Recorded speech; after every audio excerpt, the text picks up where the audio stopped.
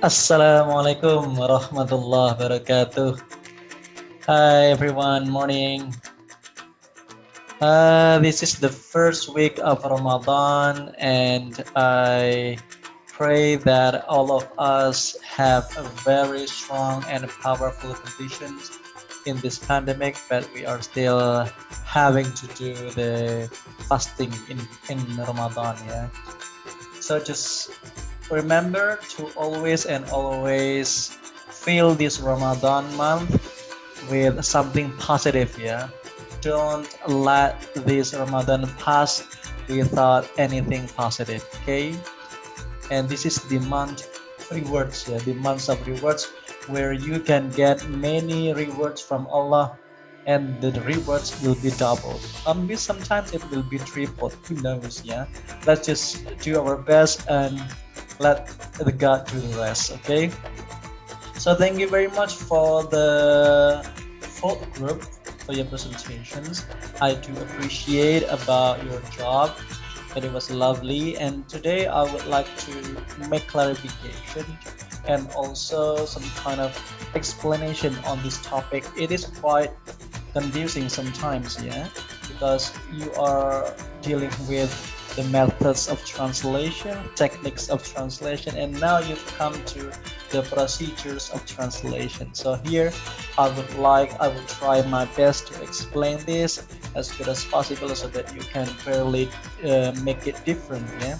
You differentiate, you are able to differentiate between those three kinds of methods, techniques, and also procedures, yeah. So here, as you can see on my slide, wait a minute. Okay. Okay. So the topic today is procedures of translation. Okay. So here, before I would start talking about the procedures of translations, I would like to drag you to the flashback, yeah, to flashback to our very first memories that translation is not only replacing source text into target text, ya. Jadi intinya adalah kita dulu paham bareng-bareng kalau yang namanya translation itu tidak hanya merubah dari source text, bahasa sumber atau teks sumber ke dalam teks target kita, ya.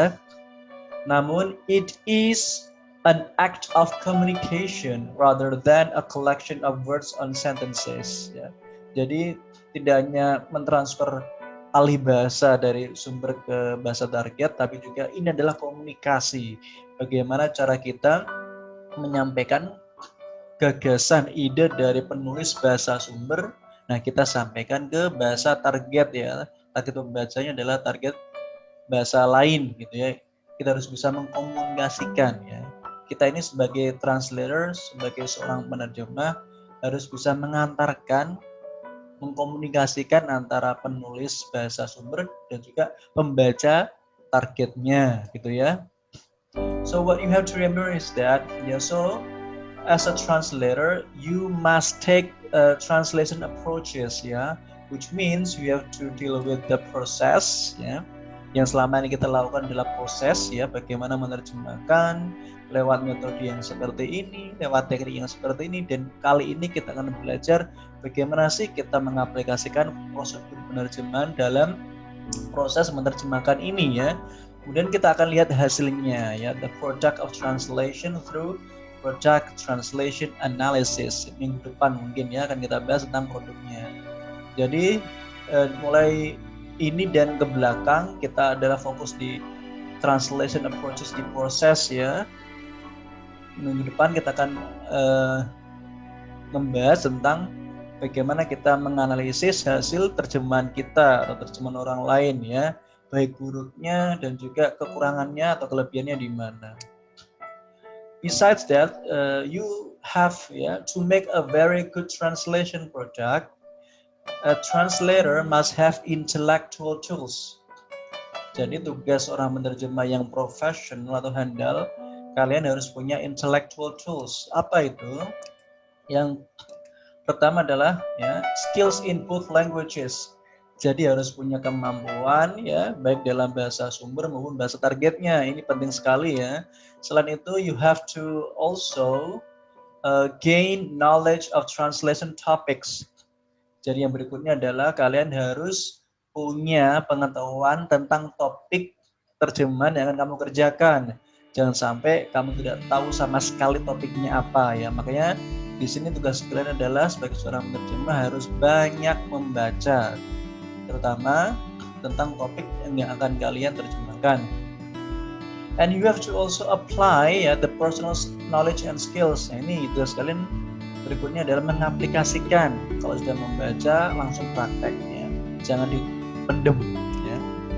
Berikutnya yang terakhir adalah application of personal. Oh ini ada yang salah tadi ya, maaf 3 aja ya cukup ya. Yang terakhir adalah ya, you have to make it into practical ya. So remember to always use reference sources. Harus punya referensi sumbernya. Jika kalian menerjemahkan di bidang hukum, harus sering-sering punya referensi ya, jurnal-jurnal, artikel tentang hukum.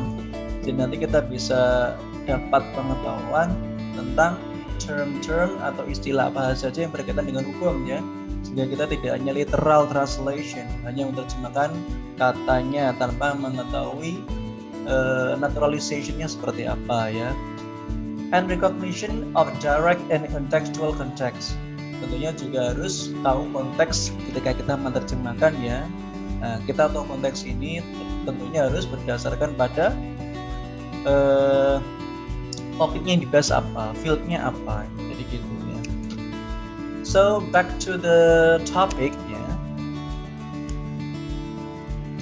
Back to the topic. We are focusing ourselves on the procedures of translation. Dan di sini procedures of translation is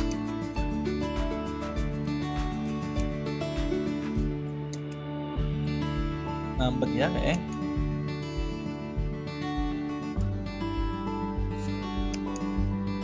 Translation procedure is activity stage that leads to the completion of translation process. Jadi yang namanya prosedur penerjemahan itu adalah sebuah langkah-langkah ya. Kalau kalian dulu belajar tentang text procedures ya, teks yang mempelajari tentang langkah-langkah. Jadi di sini kalian akan mempraktekkan ya langkah-langkah apa saja yang dapat untuk menyelesaikan proses penerjemahan kalian ya. Nah, mungkin akan muncul pertanyaan di benak kita ya. What are the differences between methods of translation, techniques of translation, and now procedures of translation? Ini yang sering mungkin akan dipertanyakan ya. Yang pertama ya, jadi methods of translation itu adalah how your method affects the whole text in general ya. Jadi kalau di methods of translation nanti lebih banyak fokus di kalian menerjemahkan, tetapi tujuannya secara utuh teksnya ya, terjemahan kalian, tidak per kata. Jadi satu puisi utuh misalnya, nanti kalian pakai metode apa ya? Apakah fokusnya satu di adaptation atau di free translation? Jadi gitu. Tidak dibahas per kata, per kalimat atau per baitnya. Nah, sedangkan technique of translation itu adalah how your practical techniques are applied in specific linguistic case in its process. Jadi ini lebih cenderung ke praktik ya, bagaimana kita menghadapi masalah atau ada kasus dalam kebahasaan ya, maupun non bahasa dalam proses kita menerjemahkan. Nah, bagaimana teknik-teknik setiap kata ini bisa juga setiap kata, kalimat dan frase itu kita terjemahkan dengan teknik yang berbeda ya. Mungkin ada kemarin kita ada belajar sampai kurang lebih 12 teknik ya.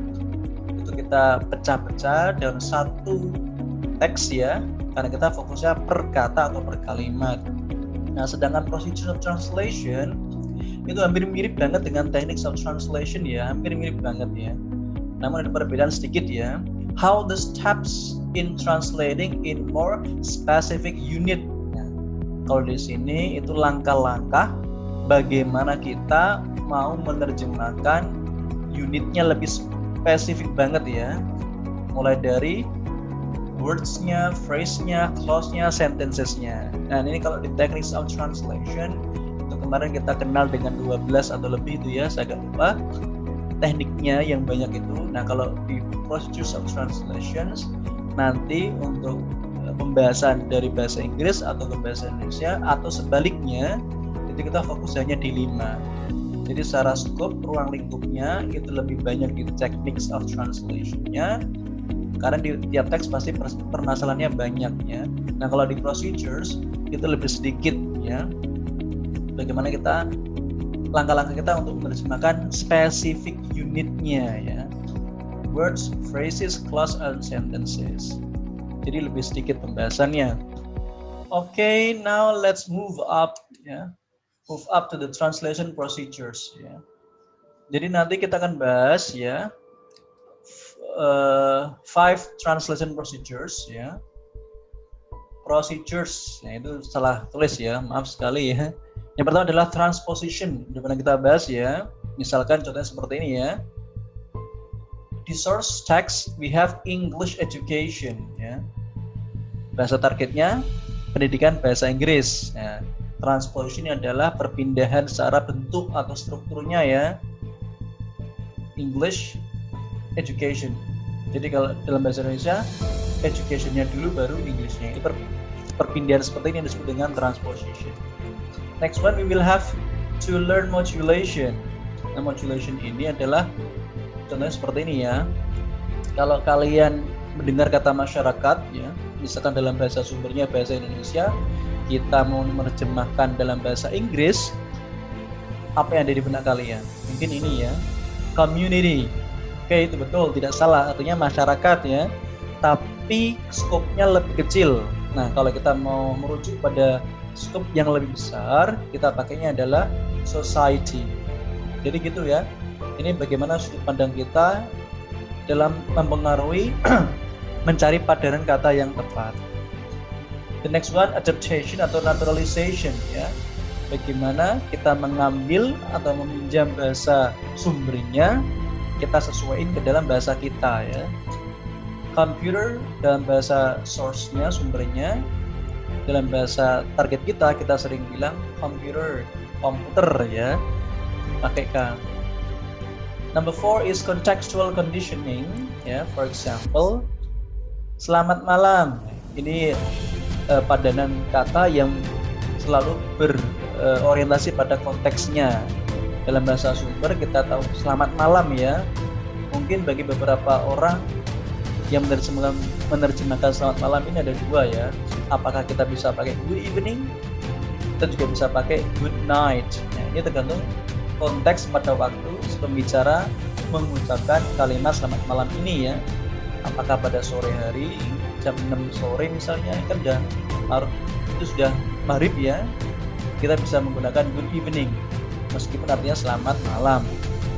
Atau good night ketika ngomongnya pas jam 10 misalnya ya, 10 malam, kita pakainya good night instead of good evening.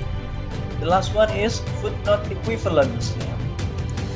Footnote equivalence ini adalah bagaimana kita mentok ya, tidak punya terjemahan yang pas untuk suatu istilah-istilah tertentu.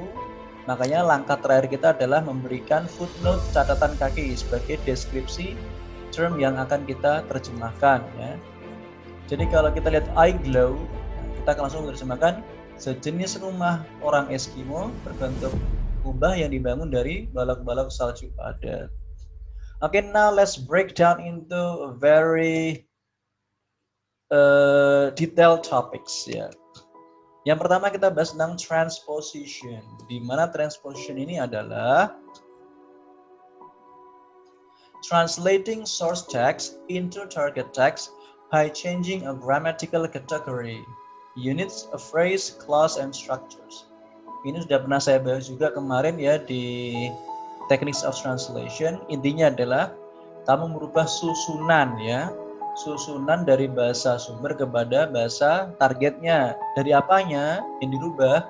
Dari frasenya, klausanya, strukturnya ya. Di sini nanti ada 4 ya. Nanti ada 4 tipe dari transposition ini ya. Maaf sekali ya. Ini saya tulisnya 5 ya, harusnya 4 ya. Ada 4 types of transposition. The first one is ya, tipe pertama adalah ada 3 nanti ya. Yang pertama adalah plural become singular. Bagaimana jamak kita rubah ke dalam bahasa targetnya menjadi tunggal. Misalnya a pair of glasses. Glasses di garis bawah ini ya, itu jamak. Namun dalam bahasa target kita, bahasa Indonesia, itu menjadi tunggal. Sebuah kacamata. Pada di sini sepasang ya, sepasang glasses itu jamak. Di bahasa Indonesia jadi tunggal. A pair of scissors, ya, itu mesti 2 ya, karena berpasangan mata pisaunya. Nah di sini menjadi sebuah gunting. Itu plural becomes singular. Selain itu di tipe yang satu ini juga ada repeated words in target text. Jadi bahasa sumbernya tidak ada pengulangan, tapi di bahasa targetnya ada pengulangan ya. The boys from Kudus are handsome. Nah, lebih cocoknya kita terjemahkan dalam bahasa Indonesia menjadi cowok dari Kudus itu ganteng-ganteng. Ada kata ganteng-ganteng di sini ya. Itu adalah efek dari transposition ini. Yang berikutnya ada modified atau noun phrase. Modified noun atau noun phrase. Jadi kata bendanya kita modifikasi ya. Misal handsome man, kita artikan cowok ganteng. A splendid ancient electric train ya. Nah, bagaimana menerjemahkan lebih panjang ini ya? Kalau mungkin hanya 2 frase sih enak ya. Handsome man ya. Ini kita lihat handsome man, kita balik aja ya. Man cowok, handsome ganteng ya. Nah, gimana kalau panjang seperti ini? Bagaimana menerjemahkannya ya? Kita terjemahkan dengan sebuah dari belakang berarti ya.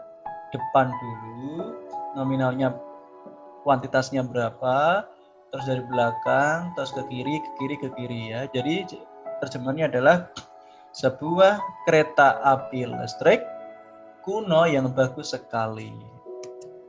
The next one ya. Transposition type 2, sentence arrangement. Bentuknya adalah penyusunan kalimat ya. Nah, di sini ada pergeseran ya, pergeseran bentuk dari subjek ke objek atau sebaliknya ya. Di bahasa sumbernya, bahasa Indonesia, kita sering bilang buku itu harus kita kembalikan ke perpus. Buku itu harus kita kembalikan ke perpus. Nah, ini dalam bahasa Inggris nggak bisa kayak gini ya. The book must be returned. Nggak boleh. Karena susunannya harus we should return the book to the library. Kalau bukunya di sini jadi subjek, tapi kalau di bahasa Inggrisnya jadi objek ya. Perpindahan seperti ini. Yang kedua adalah verb shift. Kalau tadi kita rubah subjek objeknya, sekarang kita rubah posisi predikatnya atau verbnya ya. Dalam bahasa sumbernya ya, telah disahkan penggunaannya. Ini kita nggak bisa menerjemahkan has been apa itu, validated the use ya, boleh ya. Ini jadinya subjeknya di bawah di depan ya. The usage has been approved. Jadi ada shift, pergeseran, ini di predikatnya di depan dalam bahasa sumbernya. Nah, kita rubah ke dalam bahasa targetnya, predikatnya setelah subjek. Tidak predikat dulu baru subjek ya. Dalam bahasa Inggris harus jelas subjek dulu, predikat, objek. Kalau bahasa Indonesia mah bisa dipindah-pindah gitu ya, lebih gampang. Berbeda penjelasannya, harusnya penjelasannya berbeda ketika dalam bahasa targetnya ya. The explanation differs. Yang berikutnya, transposition tipe 3 ada class shift, yaitu perpindahan dari susunan kelas katanya ya. Misalkan ada noun phrase di bahasa sumbernya, kita rubah menjadi verb phrase. Ada frase benda, frase kata benda, kita rubah menjadi frase kata kerja. Misal ya, source text-nya adalah to train intellectual men for the pursuit of intellectual life. Di sini ada kata the pursuit, ini kata benda ya. Nah, karena lebih dari satu, ada 1, 2, 3, 4, 5 kata jadi satu, menjadi kata benda kita namakan noun phrase. Nah, dalam bahasa sumbernya kita artikan untuk melatih para intelektual untuk mengejar kehidupan intelektual. The pursuit ini kata benda, karena ada banyak jadinya noun phrase. Mengejar ini kata kerja, juga banyak menjadi kata kerja, frase kata kerja. Tidak pengejaran ya, pursuit harusnya pengejaran, kan harus sama kata benda. Tapi ini dalam bahasa Indonesia akan lebih enak dan lebih alami kalau kita artikan mengejar kehidupan intelektual daripada pengejaran kehidupan intelektual. Yang berikutnya ada adjective phrase to noun phrase. Dari frase kata sifat menjadi frase kata benda. Misal, engineering technique namanya adjective phrase ya. Ini kata sifat, ini kata benda ya. Kita jadikan adalah teknik rekayasa ya. Teknik kata benda, rekayasa kata benda dalam bahasa Indonesia. Jadi kumpulan kata benda namanya noun phrase. Berikutnya ya, ada medical students. Medical kata sifat ya. Students kata benda. Nah, di sini kalau kita terjemahkan dalam bahasa Indonesia, semuanya jadi kata benda semuanya. Mahasiswa kedokteran, benda-benda. Asalnya sifat dan benda. Adjective phrase to verb phrase. Jadi frase kata sifat dalam bahasa target kita rubah menjadi frase kata kerja. Misalnya, thinking person. Kita artikan orang yang sedang berpikir. Jadinya kata kerja kan? Asalnya kata sifat, thinking di sini kata sifat ya, bukan kata kerja. Participle ya. Ini harusnya tulisannya participle ya, ini salah ketik ya, typo. Misalkan ini artinya ya, the approval signed by the doctor is valid. Nah, di sini ada participle. Kalau kita breakdown kalimat ini ya, itu harusnya the approval which is signed ini itu kita potong, jadinya adalah past participle. Namun dalam bahasa target kita harus terjemahkan secara lengkap ya. The approval, persetujuan, signed itu harusnya yang, ada yangnya ya, yang ditandatangani oleh dokter itu valid. Jadi jika ada participle kita jelaskan lebih lengkap. Selanjutnya kita akan lanjut ke masih tipe transposition yang keempat ya, lexical gap. Nanti ada lexical markers ya. Ini seringkali dalam bahasa Indonesia kita temui kalimat perjanjian inilah. Ada kata inilah yang diacu ya. Nah, bagaimana kita menerjemahkan inilah untuk penekanan atau pressing, stress ya gitu. Nah, kita awali dengan it is ya. It is the agreement which is referred to. Contoh lagi, kamulah adalah ya, kamulah satu-satunya harapanku. Tidak bisa diterjemahkan you are the only hope. Itu bisa, tapi pressingnya hilang. Yang bagus adalah it is you, the only hope I have. Itu sama dengan you are my only hope. Tapi kesannya tidak kuat. Kalau it is you, kamulah ya, itu lebih kuat. Next one, elaboration.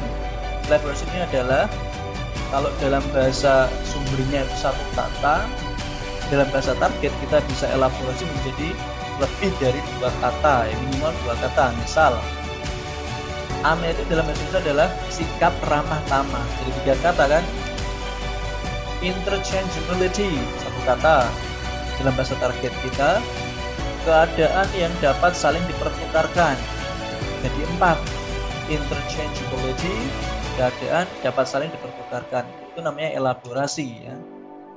Oke, yang kedua kita bahas tentang modulation. Apa itu modulation?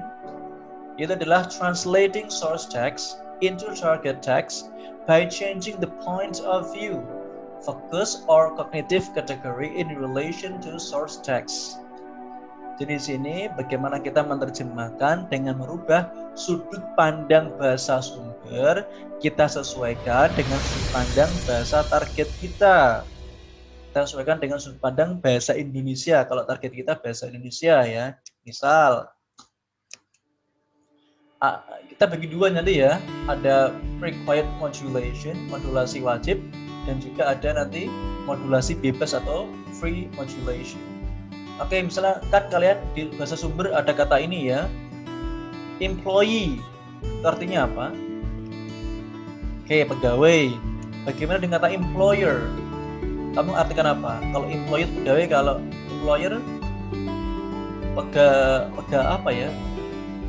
Nah, sudut pandangnya kita nggak bisa rubah menjadi pembuat pegawai, tidak bisa ya. Nah, kita harus rubah sudut pandangnya menjadi pemberi kerja atau yang memberi kerja, bukan lagi orang yang memberikan gawai, bukan ya. Pemberi kerja atau bos, sudut pandangnya berbeda. Tapi dalam bahasa sumber hampir sama ya, employee, employer. Harusnya pegawai orang yang dipegawaikan, susah. Yang paling enak adalah pemberi kerja. Ada kata lessee, lessee itu artinya penyewa. Bahasa Inggrisnya nanti ada lesser. Lesser itu artinya apa? Penyewaan. Tidak bisa ya, sudut pandangnya kita rubah. Kalau lessee penyewa, kalau lesser berarti orang atau pihak yang menyewakan. Itu sudut pandang yang berbeda. Nah, ini free modulation itu artinya kita bebas memberikan sudut pandang kita sendiri ya dari bahasa targetnya. Misalnya conflicts are bound to occur. Nah, dulu sudah pernah saya kasih contoh ya, dalam modulation ini kita bisa merubah sudut pandang positif jadi negatif ya, dalam bahasa targetnya. Misal ya, ini conflicts are bound to occur. Kalau kita terjemahkan secara literal ya, konflik itu terikat untuk terjadi. Pasti orang tidak akan paham ya, konflik itu akan terikat terjadi. Maksudnya gimana coba? Nah, kita berubah menjadi sudut pandangnya, kita rubah sesuai dengan bahasa kita ya.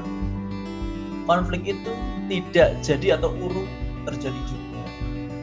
Di sini ada kalimat tidak jadi atau urung, itu jadinya negatif. Nah, kalau kita terjemahkan secara positif kayak tadi, terikat untuk terjadi, tidak difahami. Tapi kalau kita pakai sudut pandang negatif, insya Allah bisa difahami ya. Konflik itu tidak jadi terjadi juga, atau tidak urung terjadi juga. Contoh lagi, opportunity knocks but once. Kalau kita terjemahkan, kesempatan itu mengetuk tapi sekali. Maksudnya gimana ya? Nah, kalau kita ubah sudut pandangnya, kesempatan datang hanya sekali. Oke, number 3, we have still a couple of minutes ya. Naturalization, tadi ini paling gampang ya. Bagaimana kita meminjam kata dalam bahasa sumber itu, istilah dalam bahasa sumber itu, kita adaptasikan, kita sesuaikan dengan budaya kita atau cara pelafalan kita juga bisa, dan juga cara penulisannya ya. This is very easy ya, lobby. Nah, kita adaptasikan, kita naturalisasikan menjadi lobby. Kata naturalization sendiri itu bisa kita pakai ya, naturalisasi. Organization tentunya jadinya organisasi. Ini namanya adaptasi ya. Ada perubahan sesuai dengan pengucapan bahasa kita atau bentuk dalam bahasa target kita. The next one, nomor 4, contextual conditioning ya. Putting information in context so that the recipient understands what it means. Jadi intinya adalah bagaimana kita menerjemahkan dengan melihat konteks yang ada dalam teks itu ya. Misalkan ada yang menerjemahkan selamat malam ya. Kita bisa memilih antara good evening atau good night. It greatly depends on the context when the speaker speaks ya. Jadi untuk memilih apakah kita memakai good evening atau good night tentunya tergantung kepada kapan si pembicara itu menyampaikan kalimat ini ya. Ada lagi, mengapa banyak orang di rumah Bu Siti? Terus si B menjawab, hari ini adalah 40 harinya ibunya. Mungkin orang barat tidak paham ya, 40 harinya ibunya maksudnya gimana ya. Nah, di sini kita lihat konteksnya ya. Why are there so many people in Bu Siti's house? Ya, si B bilang, today is the 40th day of her mother. Mungkin dengan kamu menerjemahkan seperti ini, saya yakin orang-orang bule susah memahami ya. Maksudnya apa ya, the 40th day ya. Mungkin akan lebih pas kita kasih terjemahan konteks seperti ini ya. Today is the 40th day of her mother's death. ditambahkan ada death-nya, nanti akan jadi lebih bisa difahami ya. Meninggal 40 hari meninggalnya ibunya. Tapi kalau bahasa Indonesia atau orang Jawa bilangnya 40 dino selapan ya kan gitu ya. 40 hari meninggalnya harusnya. The Mustang was the fastest in the race. Nah ini kalau dalam bahasa Inggris mungkin orang udah paham ya. Mustang itu kan jenis kuda. Tapi kalau dalam bahasa target orang-orang Indonesia mungkin agak susah ya. Mustang itu merek apa ya? Padahal Mustang adalah kuda. Kuda berjenis Mustang ya. The last one, footnoted equivalence ya. Nah ini cara terakhir, jika memang tidak ada bahasa yang pas untuk padanan kata ini, maka giving a footnote is the best solution ya. Dengan memberikan footnote, itulah jalan terbaik dan jalan terakhir ya. Misalkan ada eye glow tadi ya. Nah, kita nggak tahu artinya eye glow, kita langsung terjemahkan dan ngasih footnote-nya ya. Ada orang bilang misalnya ya, well it's 5 yard. Mungkin ukurannya 5 yard. Nah, 5 yard. Nah, di sini kita kasih footnote bahwa yard itu adalah satuan ukuran linear yang sama dengan 3 kaki atau 0,9 meter. Nah, hampir 1 kilo mungkin ya. Okay, I think that's all for today for my presentation, and I will give you homework on V-Glass ya. Okay, stay healthy and keep doing positive in Ramadan. See you next time. Assalamualaikum warahmatullahi wabarakatuh.